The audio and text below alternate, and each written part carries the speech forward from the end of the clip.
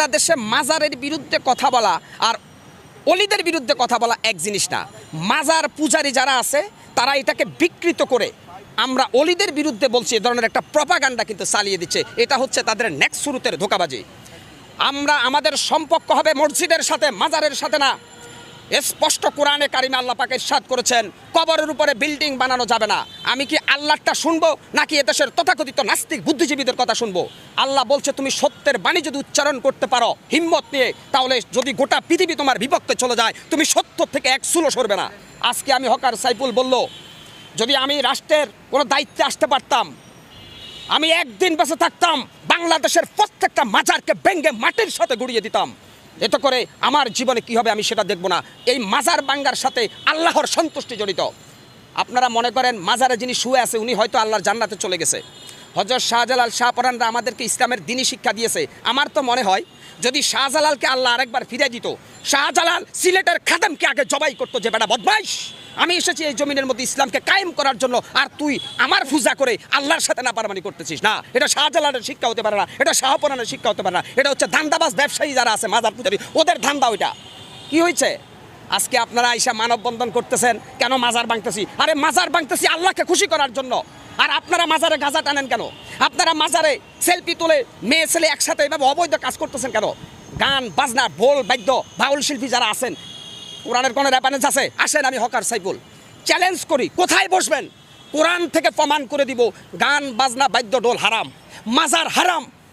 আরে ভাই, বিশ্বনবীর কাছে যেখানে ছাওয়া নিষেধ সেখানে আমরা দেখছি অনেকে মাজারা যায় সেজদা দিচ্ছে। ওই চট্টগ্রামে এক ভণ্ড আছে মাইজবান্ডারের ওখানে, দেখি মহিলারা তারা সেজদা দিচ্ছে।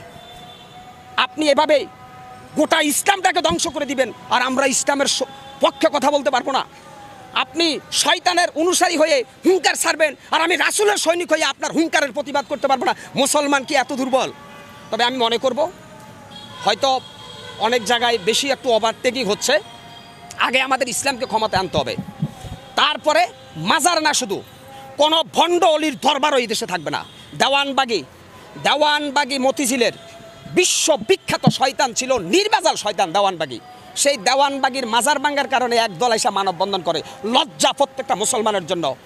এইভাবে বিভিন্ন দরবার শরীফে আমরা দেখি যে এখানে উরুসের নামে গান বাজনা হচ্ছে, যেটা ইসলাম পরিপন্থী, কোরআন পরিপন্থী। অতএব আমরা যেটা মনে করি, সৌদি আরবে যখন মানুষ হজ করতে যায় বিশ্বনবীর কবর জিয়ারত করে, কবরকে পিছনে রেখে পাবে, অর্থাৎ বিশ্বনবীর কবরের কাছেও কিছু চাওয়া যায় না, সেখানে বাংলাদেশের অলিদের কাছে কীভাবে চাওয়া যায়। আর একটা রেফারেন্স দিব, জান্নাতুল বাকিতে বিশ্বনবীর অসংখ্য সাহাবাইজমান শুয়ে রয়েছে, ওদের কবরের উপরে একটা পাথর। বাংলাদেশে এরকম বিল্ডিং উড়াচ্ছেন, কারণটা কি? ওরা কি বিশ্বনবীর সাহাবিদের চাইতে দামি? বিশ্বনবীর এতগুলো সাহাবা জান্নাতুল বাকির মধ্যে শুয়ে রয়েছে, ওদের কবরের মধ্যে একটা পাথর। যদি ইচ্ছা করতো ওদের কবরকে সোনা রূপা দিয়া মুজাহিদ করে বানাইতে পারতো, কিন্তু আসলে আল্লাহ কোরআনে বলছে কবরের কোনো বুজুর্গি নাই, বুজুর্গি হচ্ছে আমলের। আল্লাহ পাক কোরআনে স্পষ্ট বলছে মহাসমুদ্রের ভিতরে সাঁতার না জানা ব্যক্তি যেমন অসহায়, ঠিক কবরে যে ব্যক্তি শুয়ে গেছে সে যত বড় আল্লাহর ওলি হোক সে তেমনই অসহায়। কেন?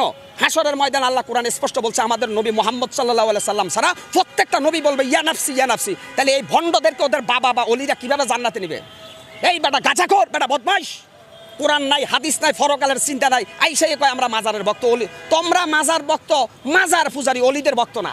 তোমরা শাহজালাল শাহপরান আব্দুল কাদের জিলানের অনুসারী না, তোমরা শয়তানের অনুসারী। ৯৬% মুসলমানের দেশে প্রত্যেকটা মুসলমানের ইমানি দায়িত্ব মাজার পূজারীদেরকে শায়েস্তা করা। এত করে যদি আমরা মারা যাই আমরা শহীদ আর ওরা আবু জেহেল। আজকে অত্যন্ত কষ্ট লাগে ভাই, অত্যন্ত দুঃখ লাগে। আজকে সোশ্যাল মিডিয়া থেকে শুরু করে এক ধরনের তেলবাজ সুশীল সমাজ বাইরেছে, মাজার ভাঙছে, আস্তাগফিরুল্লাহ আস্তাগফিরুল্লাহ। কেন মাজার ভাঙছে? আরে ভাই, কবরের উপরে বিল্ডিং ভাঙ্গার নির্দেশ দিচ্ছে রাব্বুল আলামিন আল্লাহ। আপনি কত বড় নাস্তিক বুদ্ধিজীবী, আপনি মাজার ভাঙতে নিষেধ করেন কেন? আমি বলছি না যে প্রত্যেকটা মুসলমানের ইমানি দায়িত্ব বাংলাদেশের প্রত্যেকটা মাজারকে ভেঙ্গে গুটি গুটি করে দেওয়া। এখানে উগ্রবাদের গন্ধ পাও, মৌলবাদের গন্ধ পাও, তাহলে আল্লাহর কোরআন নিয়ে বসো। এই মাজার পূজারীরা আসো, আমি বসবো তোমাদের সাথে। যদি কোরআনে জায়েজ দেখাইতে পারো মাজার, আজ থেকে আমিও কোনো মাজারের অনুসারী হব।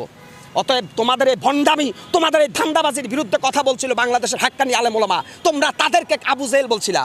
অর্থাৎ এজিদ যখন হাসান হুসাইনকে যখন এজিদের বাচ্চারা হত্যার ষড়যন্ত্র করে তখন অনেক নামদারি আলেম ছিল, এরা জালেম। আজকে অত্যন্ত কষ্ট লাগে ভাই। আমি মনে করি আল্লাহর কসম খাইয়া বলতে পারি আমার ভাগ্য পরিবর্তনের মালিক একমাত্র আল্লাহ। কোনো পীর, কোনো বাবা, কোনো আউলি আমার ভাগ্যের ভালো বা মন্দ কোনোটাই করতে পারবে না। আমরা একটা পাকা চুলকে বাঁকা করতে পারবে না কোনো অলিমিয়া। আমরা অলিদেরকে সম্মান করি কেন? তারা আমাদের জন্য ইসলামের সংবিধানকে রেখে গেছে, এই জন্য আমরা অলিদের সম্মান করি। এখন মাজার বাংলা কি শাহজালালির ইতিহাস মুছা যাবে? শাহপরানের ইতিহাস মোছা যাবে? মাজারের সাথে শাহপরানের সম্পর্ক না, শাহপরান আর শাহজালালের সম্পর্ক আল্লাহর সাথে, আর মাজারের সাথে সম্পর্ক হচ্ছে খোদা দহি নাস্তিকদের। মিয়া কেন আপনারা এখানে বারবার বলতেছেন অলিদের বিরুদ্ধে? শাহজালাল, শাহপরান 360 জন যে অলি আসছে প্রত্যেকের সম্পর্ক ছিল আল্লাহর সাথে। আর যারা মাজারের মধ্যে সেজদা দেয়, পূজা করে, এদের সম্পর্ক ইবলিস শয়তানের সাথে। এরা শয়তান, এরা বাটপার, এরা ধোঁকাবাজ। কি হচ্ছে? শেখ হাসিনা প্যাসিস্ট। হাসিনার আমলে হয়তো কেউ কথা বলতে পারে নাই, কারণ শেখ হাসিনা গোটা রাষ্ট্রটাকে জিম্মি করে রেখেছে। আজকে আমি মুসলমান, যেই দেশে মুয়াজ্জিনের আজান শুনে সূর্য উঠে, যেই দেশে মুয়াজ্জিনের আজান শুনে সূর্য ডুবে, সেই দেশে কোরআনের পক্ষে আমি কেন কথা বলতে পারবো না? মাজার পূজারীদের কোনো দলিল নাই, আর যারা মাজার পূজারীদের বিরুদ্ধে তাদের দলিল আছে আল কোরআনের সংবিধান। সেই আল কোরআনের সংবিধান দিয়ে যদি বিচার করি, তাহলে মাজার পূজারীদেরকে আমরা প্রথমে সতর্ক করব, তারপরে তাদেরকে সুযোগ দেব, তারপরে তাদের বিরুদ্ধে অল আউট অ্যাকশনে যাব প্রত্যেকটা রাসূল প্রেমিক সৈনিকরা। আল্লাহ স্পষ্ট কোরআনে বলেছে যে খবরদার শিরক করো না, শিরক করবে না। আমার হায়াতের মালিক, আমার মৌতের মালিক, সব কিছুর মালিককে আল্লাহ। এই বাটপারের বাচ্চারা আর একটা ব্যাখ্যা দিচ্ছে আমাদেরকে যে উসিলা ছাড়া কোনো কিছু হয় না। আমরা যেহেতু গুনাহগার, ওলিয়া আউলিয়ার উসিলায় আল্লাহ আমাদেরকে একটু মাফ করে দিবে। ওই বেড়া বাটপার, ফজরের নামাজের সময় মসজিদে ঢুকা আল্লাহর কাছে হাত তোলা, আল্লাহ মাফ করবে। তোর এই ভান্ডাবাজি বাটপারি বন্ধ কর বেটা। কোন মৃত মানুষের উসিলায় দোয়া করার জন্য আল্লাহ নিষেধ করছে। কোন মৃত মানুষের উসিলায় দোয়া করা যাবে না, জিন্দা মানুষের উসিলায় দোয়া করা যায়। এই বাটপারের বাচ্চারা কবরের কাছে যাইয়া আল্লাহর ওলিদের উসিলায় মাফ চায় আল্লাহর কাছে। কেন? তুই এত বড় শয়তান, আল্লাহ তো দোয়া কবুল করবে না। অর্থাৎ আল্লাহ তাআলা বলছে দোয়া কবুলের প্রথম শর্ত হচ্ছে 5 ওয়াক্ত নামাজ। দোয়া কবুলের প্রথম শর্ত পবিত্রতা অর্জন করে আল্লাহর কাছে সেজদা দেওয়া, তাহলে আল্লাহ দোয়া কবুল করবে। কিন্তু এই গাঞ্জাখোর বাটপারের বাচ্চারা কয় দোয়া কবুলের জন্য নাকি শাহজালাল লাগবে। আরে বেটা, শাহজালাল কি ওখানে আছে না আল্লাহর জান্নাত আছে তুই জানোস? এই শাহজালালের কবরে আমি গেছি, একটা অভিজ্ঞতা বলে শেষ করি। আমি সিলেট গেছিলাম শাহজালালের কবর দেখার জন্য। সেখানে দিয়া দেখলাম আরবি হরফ লেখা একটা চাদর দিয়ে শাহজালালের কবরকে ডেকে দিছে। হঠাৎ করে দেখলাম বৃষ্টি পড়লো, আম পাতার উপরে কাক পায়খানা করছে, কাকের পায়খানা আরবি হরফের সাথে লাগতেছে। ভাই কি নির্লজ্জ বেহাইয়াপনা! যেখানে শাহজালালের কবরের কোনো বুজুর্গি নাই, সেখানে আল্লাহর কালাম লেখা একটা চাদরের উপরে যে ফাকির পায়খানা করতেছে, এখানে কোরআন অবমাননা করতেছে। ওরে সর্বনাশ! আল্লাহর কোরআনের চাইতে কি শাহজালালের মর্যাদা বেশি বেটা? তাইলে তুমি কেন ওখানে গিলাপ লাগাইছো, আরবি হরফ লাগা, ওর মধ্যে ময়লা পড়তেছে? তাহলে আল্লাহর কোরআনের ইজ্জতকে বাদ দিয়া তুমি শাহজালালের চাদর দিয়ে ডাকছো। শাহজালাল তোমার মতো গাঁজা করে চিনে?